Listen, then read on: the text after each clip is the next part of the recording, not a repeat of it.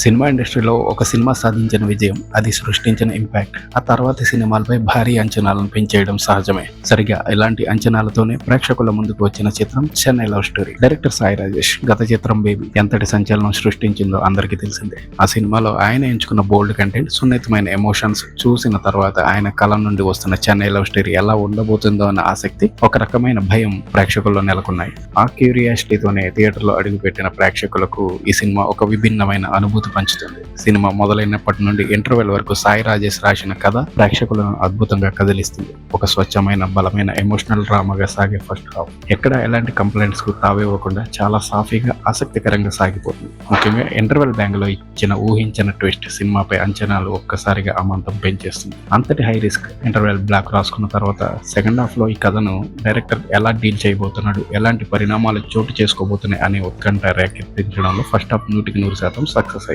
Interval వరకు ఎంతో అద్భుతంగా సాగిన ప్రయాణం సెకండ్ హాఫ్ కు వచ్చేసరికి కాస్త తడబడినట్లు అనిపిస్తుంది. ఫస్ట్ హాఫ్ ఇచ్చిన కిక్, ఆ స్థాయి ఎమోషన్ సెకండ్ హాఫ్ లో లోపించాయి. అలాగని కథ పూర్తిగా గాడి తప్పిందని చెప్పలేం, కానీ గమనం మాత్రం నెమ్మదిచ్చింది. మధ్య మధ్యలో వచ్చి 2-3 ఎమోషనల్ సన్నివేశాలు బాగానే పేలిన ఓవరాల్ ఇంపాక్ట్ మాత్రం తగ్గింది. ఇక్కడే అసలు సమస్య మొదలైంది. మెయిన్ స్టోరీ అంతా ఫస్ట్ హాఫ్ లోనే పూర్తి కావడంతో సెకండ్ హాఫ్ లో కథను ముందుకు నడిపించడానికి డైరెక్టర్ కాస్త ఇబ్బంది పడ్డాడు. కనెక్ట్ కావాల్సిన ఎమోషన్స్ కూడా పూర్తి స్థాయిలో వర్కౌట్ కాలేదు. ఇలాంటి సున్నితమైన కథలకు ముగింపు పలకడం రచయితలకు ఎప్పుడు కత్తి మీద సామే.